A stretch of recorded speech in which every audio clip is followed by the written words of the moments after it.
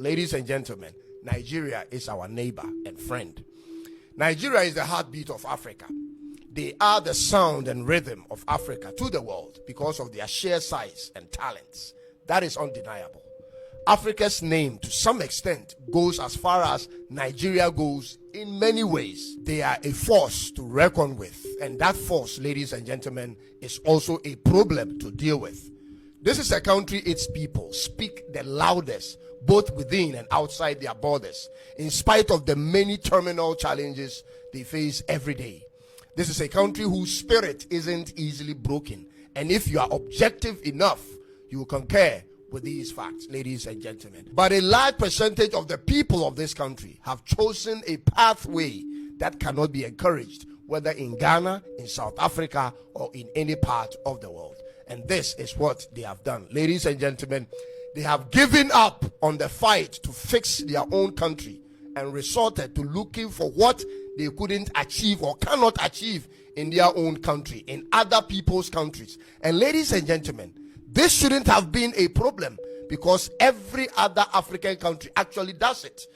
Except that they are looking for this success by any means necessary and in the shortest possible time. This is the canker that plagues majority of young Nigerian immigrants anywhere they go. Shockingly, ladies and gentlemen, they are of the view that people outside of their country are not as driven and aggressive towards becoming successful as they are, not knowing that it is those same tendencies that's made their country the mess it is in. Many of them are therefore driven into all sorts of illegal enterprises anywhere they settle. Getting rich by all means necessary in the shortest possible time. This is what Nigeria is being known for now. Who doesn't want this? But is that acceptable? It has gotten to the point that they don't care how a person makes their money, so long as the person makes their money. But you and I know that that's not how it's understood in other places. Nigeria, your people are running from your country as though the entire country is at war. Both men and women, young and old, to every other country. You have now become Africa's most emigrated country, meaning you have the largest number of people living abroad compared to any other African countries. This was true 20 years ago, ladies and gentlemen, and same today, and the number isn't slowing down because the factors that causes this is still expanding. Your social media content creators who indulge in politics are either doing it with comedy to trivialize the repercussions of their words, or are doing it outside of your country for fear of their lives. Almost every well-meaning person who speaks truth to issues in Nigeria lives outside of Nigeria. Fear and terror have hijacked your country at every front. There is no non-politician fighting for the change that can bring a difference in your country anymore. Almost every relevant voice in your country is either silenced or paid at this point.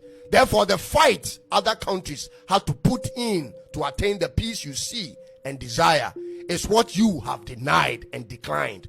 It doesn't work like this, Nigeria. Nigeria, instead of trying to make yourselves relevant in other countries, instead of trying to insert yourselves into the social fabric of other countries by all means necessary, how about this? How about you go back home and build your country? You have a country that could use a lot of the smart people. How be it, ladies and gentlemen, that the ones who claim to be smart are leaving or have left the country, ladies and gentlemen. Who have they left behind? How will you build your country like this?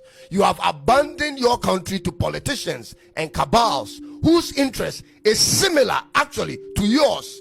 And here is my explanation to that. Similar to yours in the sense that these politicians and cabals have conquered the country and now enjoy the monopoly of their powers and will hold on to it by any means necessary as long as they can. And that same spirit, ladies and gentlemen, is what most young Nigerians carry around to other countries. Are you any different, if I may ask? You want to dominate and entrench your dominion by all means necessary in the country you've moved to for as long as you can, just like your politicians and your cabals. Ladies and gentlemen, this is the chaos in your country, and the same chaos is being exported to other